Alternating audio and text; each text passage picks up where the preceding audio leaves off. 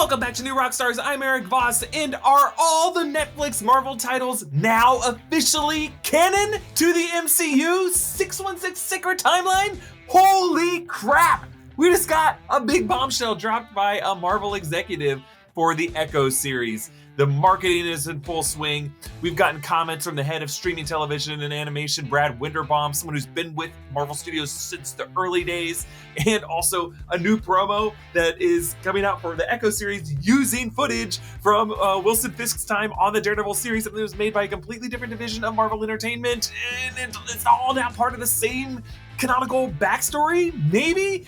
We're going to explain how this all makes sense, how the Netflix series could fit into with the MCU, or have we been overthinking it? Do they already fit in with the MCU? This is a huge day. A lot of stuff to talk about. This is a sneak peek where we're taking a temperature of whatever we're watching while we look ahead to the next week in nerdom. And Echo is on the horizon, and Echo is bringing with it a lot of echoes from the past of Netflix Marvel. And joining me to talk about this is, of course, Jessica Clemons. Hi, I'm here. I'm ready to be canon in the MCU as well. Kevin Feige, this is my message to you. I can't act, but I see a lot of people in the MCU that can't act. What? Names, Jessica. No, I would never. No, stop. I would never. I'm now thinking who does she mean? I have my opinions on this. I think we have I hear what some you're saying. mutuals. Okay, but I'm excited. There's so much to talk about because this question over whether or not Daredevil and all the other Netflix Marvel shows, whether they're canon to the MCU, has been such a feisty debate on social media. It started as a wholesome campaign, but now it's become one of these things where if you ever said or said anything in regards to this question, you would have half of Twitter yelling at you and would do everything in their power to cancel you and would just harass you on every single one of your posts. Oh yeah, well you're the guy who says that Daredevil wasn't MCU canon, you fucking idiot. And then it'd be what? I was just quoting Charlie Cox in an interview he did at a Comic-Con a couple years ago. Well, that's on you stupid man. I am a stupid man. Well, now we finally got some clarity from Marvel Studios executive Brad Winderbaum, and you got to imagine, even though he said, I'm just saying this on behalf of Brad Winderbaum, all these executives are considered mouthpieces for Kevin Feige. So I think that we'll play his clip, but this is a very big deal. It also comes into contradiction with what was just said in a Marvel timeline book, because none of that was none of the Netflix stuff was in that, but there was a little message from Kevin Feige where he's hey, other stuff is being made by other studios. Who knows what might get retconned into MCU canonicity, wink wink. And I think he was talking about this. He's talking about X-Men, he's talking about the Sony Spider-Verse, but yeah, he's also talking about the Netflix universe. So we'll get an update to that book, maybe or not. They'll just throw in more Miss Minutes to be clearing it up for y'all. Clearing it up. Yeah. I was reading it last night. That's why I'm trying to reach for it. Oh God, my back. I was reading it last night and I was looking at all of the things that Miss Minutes did fix in here and all their little blurbs, and there's a lot. So they might just do that. She fixes a lot. Okay, let's catch everyone up on what we're talking about here. Brad Winderbaum is the head of streaming television and animation at Marvel Studios. He sat down with Joe Deckelmeyer over at Screen Rant, and he had this to say. Now, I have a question about Daredevil. Is everything that happened on the Netflix series a part of the sacred timeline, or is it not? So I can say that we've been up until this point, we've been a little bit cagey about what's sacred timeline, what's not sacred timeline. That was born of, frankly, a period at the studio where we were we have to stick the landing with Avengers. Sure. It was another part of the company developing the Netflix stuff. We were aware of what they were doing. They were aware of what we were doing, but it was a lot. It was a lot to balance anyway. But now that some time has passed, now that we see how well integrated the stories are, I think that I personally, Brad Winderbaum, would be confident in saying it is part of the sacred time. Wow. So additionally, during the week, Marvel's marketing team put out a new trailer featuring shots of Kingpin using footage from the Netflix shows. And all of this has us pretty convinced that Marvel has finally answered the question of whether or not those shows should be considered canon. Mm-hmm. Now, we should be clear, though, Winderbaum is just saying, like, it inspired us while we were making this show, Echo and Daredevil, that, like, we wanted to, like, maintain probably the spirit of it. But how far do you think they're going to go, Jess? Oh my gosh. I hope they go, I get what they're saying. And this is a different. I don't. Well, I'm like, it is a different. It's not you can't recreate Marvel's Netflix. And they're not trying to replicate Marvel's Netflix. They kind of just want to bring in a little bit of it. And like, imagine a strainer of Daredevil, and they take all those little bits and put it in there. And I get that.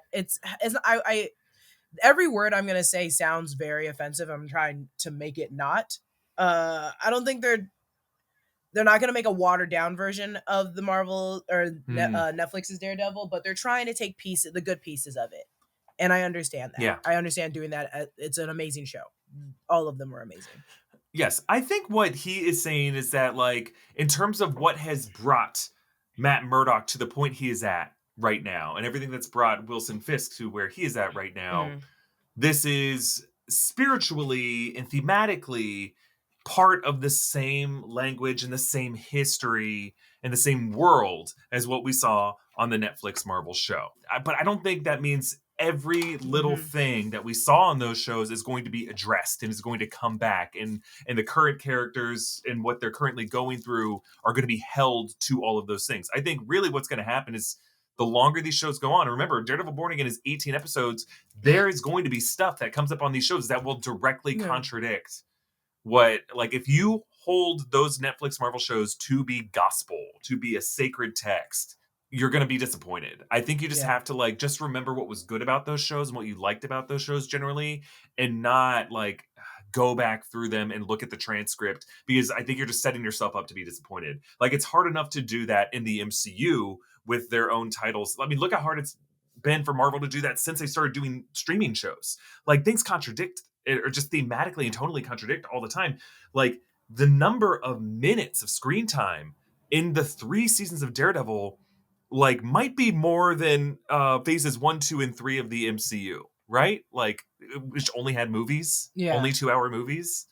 Like, that's a lot of content, a lot of content that, like, you know, Marvel Studios would now have to be beholden to. Yeah, I don't think they're going to take...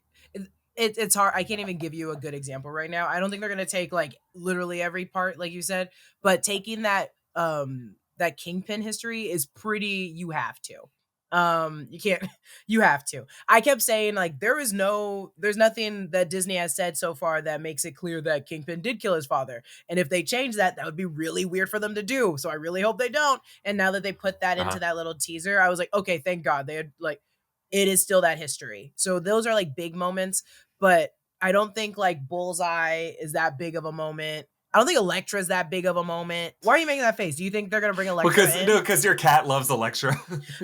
She what do you mean? She doesn't get enough of that shit. And I said, Cat, you don't understand. They didn't do a good job. But they did a great job. I didn't really like Elektra that much.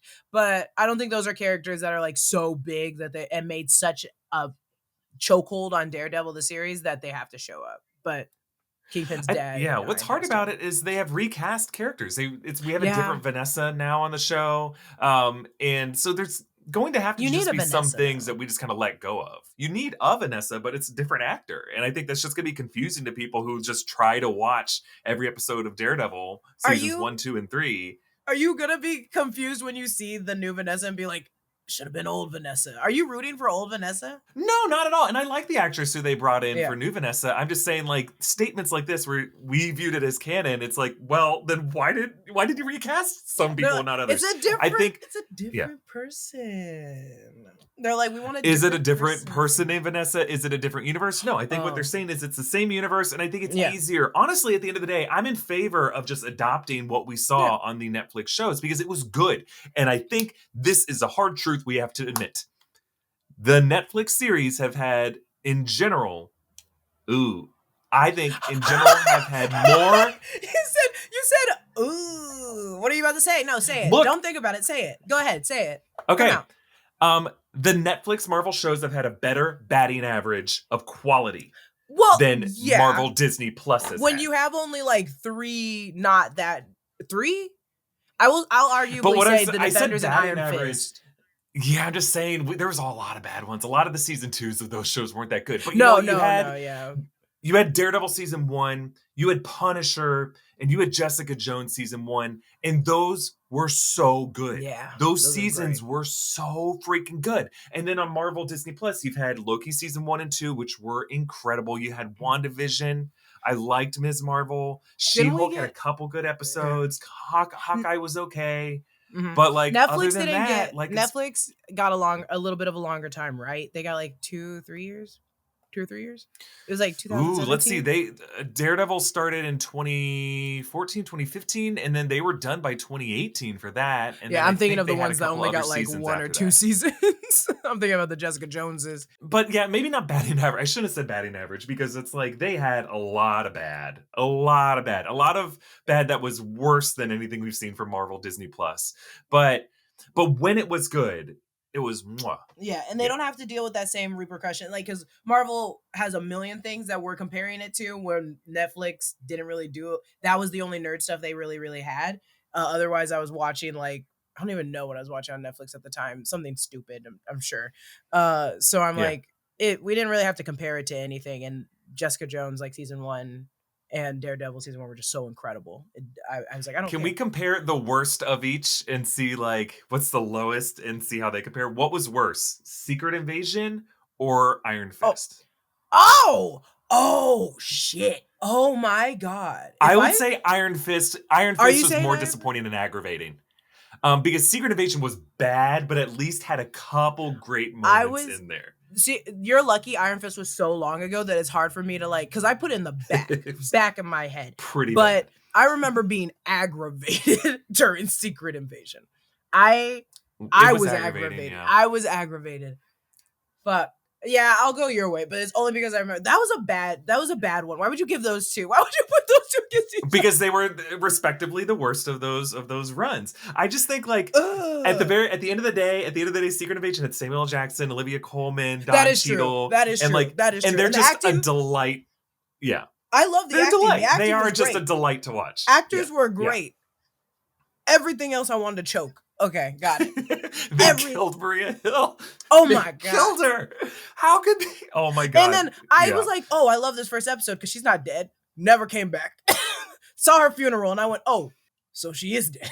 I said, we just killed her for no reason and immediately. Okay, I'm sorry. What was worse, Maria Hill getting killed in the first episode, or the conversation with her mother in the next episode? I think that was more cringy. I mean, that was terrible. I was also like, what? I was so confused with her mom the entire conversation. I was like, yeah, your daughter was doing, this was the least craziest thing your daughter did, honestly, was going up against this horrible man. But that conversation was so weird. I was like, we don't know who you are. This is weird. I've never seen you. Yeah. Oh, God. If you're looking to ring in the new year by ringing in a new you, revamping your daily hygiene routine is the best place to start, and Geology is here to help your New Year's resolutions with new skincare solutions. Geology is a 29-time award-winning skin, hair, and body care company recognized in Men's Health, Oprah Daily, Hypebeast, Birdie, Esquire, and GQ. Geology's products use just like a handful of powerful, proven ingredients that have been trusted by dermatologists for decades. Geology can help you fight acne, reduce oiliness, prevent wrinkles, combat dark or puffy under eyes, have smoother, hydrated skin, and target signs of aging. I mean, is it really a new year if you don't age? I don't think so. If you don't know where to start, Geology can create a simple and effective skincare or hair care routine for you. All you got to do is take a quick 30-second quiz. Right now, if you use code NEWROCKSTARS100, Geology will give you 100% off their award-winning skincare trial set. You'll also get an additional bonus offer of up to 30% off one skin, hair, or body product when you add it to your trial. So 100% off plus an additional 30% off. Hope you save some champagne because this is a deal worth celebrating. Click the link in the description or go to geolog.ie/rockstars100 to get started. Why did you put those 2 up against each other? We had to talk. I mean, it's a difficult conversation, and we have to revisit the worst of these things before we just say, yeah, it can all be canon, because like we're talking about 13 episode seasons, and we're talking about like, well, the Defenders was 8 episodes, but like there's so much that happened, and it wasn't like Avengers level conflicts for the most part. But things like Kingpin being arrested. Because like Mhm. the issue is in Hawkeye, Kingpin was established as an operative running the Tracksuit Mafia as far back as 2007. But Kingpin was like kind of a man of the shadows as of 2014 in the aftermath of the Avengers Battle of New York. So like how big of a crime boss was he, and when did so that's what I'm saying. We gotta let go of the past, I think, if we're just gonna I think it's okay to look back. And I think anything that encourages people to go back and watch those seasons of Daredevil and Jessica Jones, Luke Cage, great. I'm in favor of, because there was a lot of amazing television, honestly, that happened on those shows. And I don't want people to think that they're skippable. Yeah, I just, it's funny because my biggest takeaway from Kingpin after leaving Netflix and coming into the Disney universe is just like, oh, I assume he owns everything in New York, just like little businesses, every shop, every corner, because that's what he was. That's where his game was, and that's the only reason why I'm like, oh, these canon things mean so much. Now that we're getting into Echo, where it's all grounded level things. Now that anytime we're touching the ground in New York, I'm like, who owns this building? Is it Kingpin? Is it a drug den again? And that's all. Show I keep me the thinking lease. about. And also, do you think they're bringing in? Show me the lease. Do you think they're bringing in the fact that, like, do you remember the episode of Daredevil where Kingpin sent with the woman? I think it was Madame Gal, went and blew up every part of the city. Oh yeah, for like that's right. Like, she interrupted his date, and then there was like bombs going off everywhere. And he was like, "Vanessa, don't you like this?" And Vanessa said, "Ooh, yeah." And I went, "What? Ooh, daddy." Yes, ooh, daddy, you bombed the city for me. I said, "Girl, go back to your weird paintings." But I was go with your little gun in your purse. What are you gonna? He survives a bullet, regardless. This is worse. This is worse than my rant about Peppa and Gwyneth Paltrow.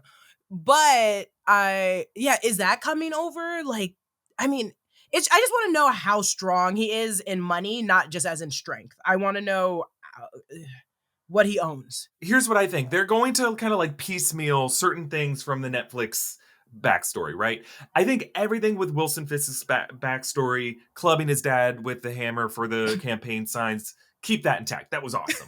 We're staring at the wall, and the wall paint is chipping. Awesome. Yeah. Everything with like Matt Murdock getting the chemical spill in his eyes, great. Everything with Stick, great. Yeah. Now, when he goes to college, we could leave out the Electra Nachio stuff when he's like a law student. I don't need that to come up. 100%. But you also don't need to talk about it. You don't need to bring up when he was in law school. Just focus on him being a lawyer right now and the cases he's taking right now. The Stick one is actually a good observation. I forgot completely about Stick. And also in like a weird comic book run, Stick taught Blade. And I'm always like, oh, cool. Now you can just rope Stick into literally anyone else in the MCU. You can be like, oh yeah, he trained other people too.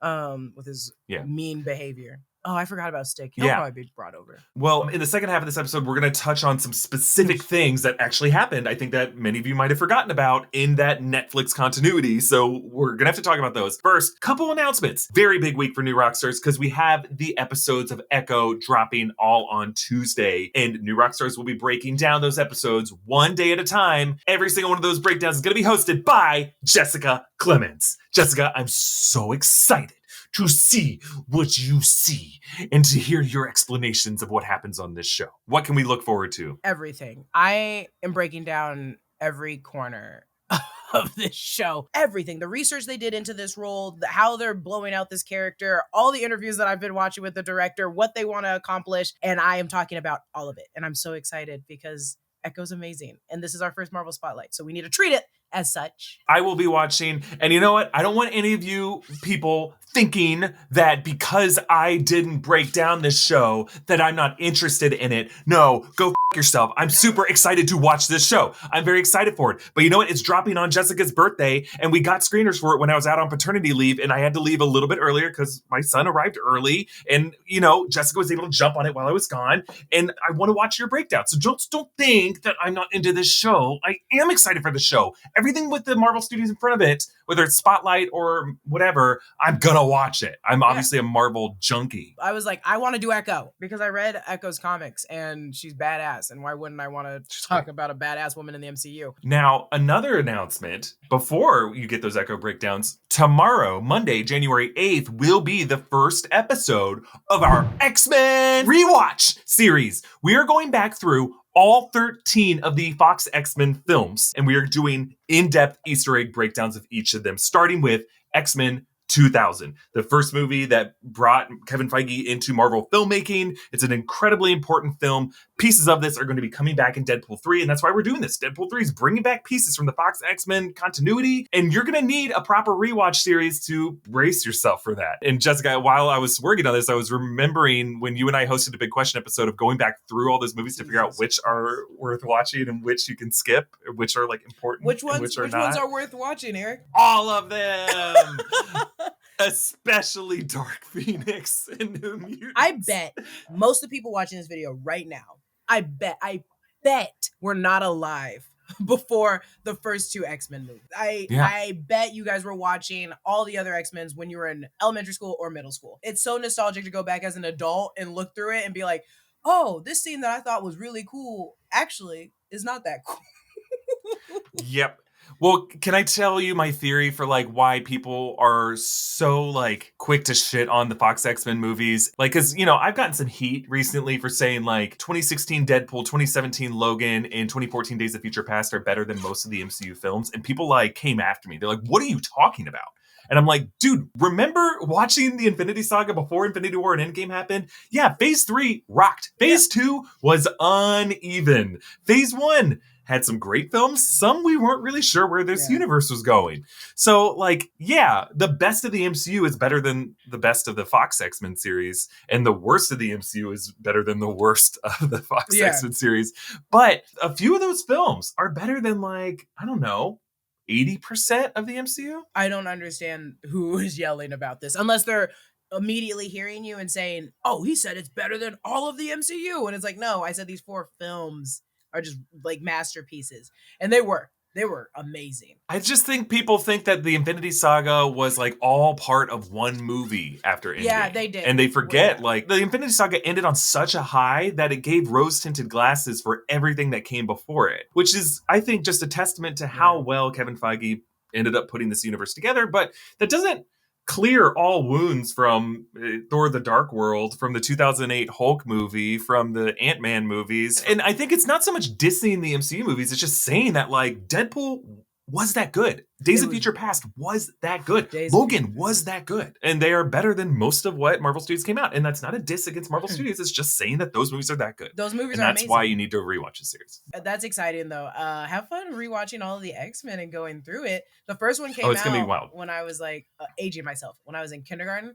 And I remember I watched it and was like, this is the best thing I've ever seen in my entire life. Not only did I buy it, it was like one of the first DVDs that I ever bought. In like 2001. Now, okay, also be sure to check out nerdriot.shop where you can always grab the latest and greatest in new Rockstars gear with Echo around the corner. Check out our Who's the Monster Kingpin shirt that looks so cool. You can support this channel and check out our great merch options over at nerdriot.shop. And don't forget to subscribe to all 3 channels of the New Rockstars Network. New Rockstars, the deep dive in the break room. So just to remind everyone of everything that came out in the Netflix Marvel lineup. We had Daredevil, and there were 3 seasons of Daredevil. There was the Punisher series, multiple seasons of Punisher. Jessica Jones had multiple seasons. Luke Cage had multiple seasons. We had Iron Fist, and we had a team-up series that was 8 episodes called Defenders. You mentioned all the explosions that happened in Daredevil Season 1, where Wilson Fisk was part of this turf war with the Russian gangs and and Madame Gao was involved with that, sending human bombs, suicide bombers into these different targets.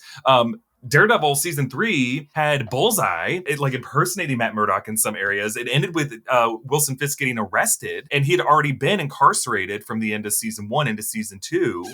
So is Wilson Fisk's incarceration going to come up in Daredevil Born Again and Echo? Is that part of it? And then we've left out Kilgrave, David Tennant, who...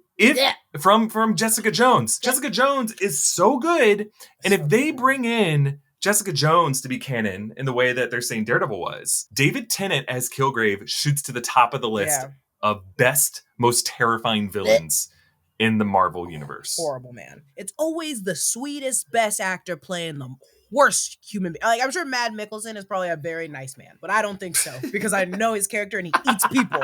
He eats people. That's a monster. That's a horrible person. We all you like universally hate this person. There's so much that happens in all these shows with other characters coming in. Not all of them are apocalyptic events. They do reference the events of the 2012 Avengers. They don't do any. That's the thing.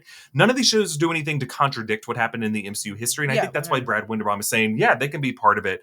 But to make them canon, you're setting up an expectation to people who love those shows that you're going to be bringing back a lot of elements, because a lot of like open-ended things were left in place. I mean, season 3 of Daredevil. Well, Wilson Fisk gets arrested. Yeah. And again, like you said, Bullseye literally gets turned into a bionic man, but it just goes away. It just never comes back. I those things are so minor that I don't think it will hurt not to be addressed. Because again, it's still, you take those big things. We're taking those big things. We're keeping those in line. But these smaller things, maybe we can address later, or they come up organically. But I don't think it's going to hurt too much to not address it. But the Fisk being in prison, I bet will just be a line that was like, I've been to prison. Yeah, they're just going to be vague about it. I think that's what it is. They're going to be, all these characters will, maybe not all of them, but they'll be vague and they'll be like, using my corruption, using my connections, I was able to get out of, I bought off. It's just a matter of killing a few judges and buying off the rest. Yeah. Like, that's what it's going to be. Yeah, 100%. It's going to be shit like that. And then Jessica Jones is going to be like, I went on sabbatical for a bit from working some detective case files and I'm back. That will piss me off if it's that. I don't know why, but it's going to be that. But that would make me mad. Kingpin talking about his prison thing, I'm like, yeah, I guess that makes sense. You're just like, I can pay off people. Jessica Jones being like, I went on vacation. I'm like, you went on vacation? The person that's haunted by every nightmare of crime in the life, you went on vacation? Bullshit. It's hard to draw the line. Like, I think it's okay to say Daredevil is canon, but Defenders? And Matt Murdock was in Defenders, and Defenders was crazy. Defenders was insane. Crazy. Defenders was Black Sky, crazy. The Hand, a big hole in New York City. That's a lot.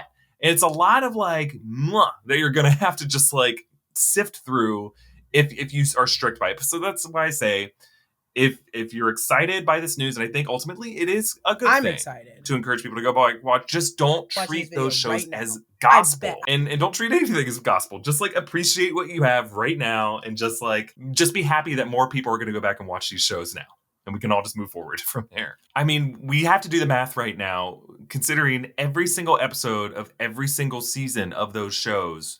We are talking about potentially double or maybe even triple the number of screen time minutes that have been in Marvel Studios phase 1, 2, 3, and 4 films. Oh yeah. And even TV shows. Because the TV shows on Marvel Disney Plus have just been like 6 episodes and they're all 35 minutes each. Yeah. You know? It gives you more time to also actually tell this full story, to give to round it all out. Explore side characters. Everything. Pacing is good. Its pacing was great. Can't wait for those 18 episodes, honestly.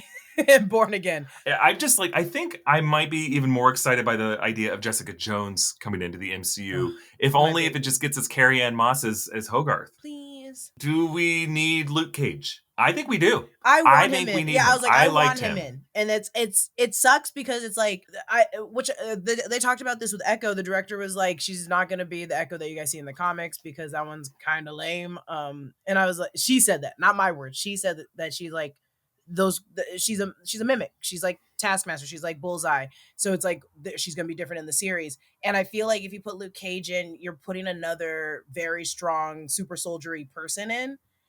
But I love Luke Cage, and I want him in. All right. Well, we will see how much gets established. We probably won't learn too much this week, but I think we'll get some references to the past of the Netflix continuity. It's an exciting time. It is an exciting time, and it's going to be a great year here on New Rockstars. Jess, I can't wait to talk to you on the other side of Echo and to watch all of your breakdowns this week. Be sure to subscribe to the Break Room, though, because the immediate reactions to the first couple episodes of Echo are going to be on the Break Room channel, and then there will be like a lingering questions episode in the middle of the week, and I believe at the end of the week will be like the Break Room's finale / full season reaction. So be sure to subscribe to that. Subscribe to New Rockstars. Follow Jessica at Lulu_Clemons. You can follow me at EA Voss. And we'll see you next week.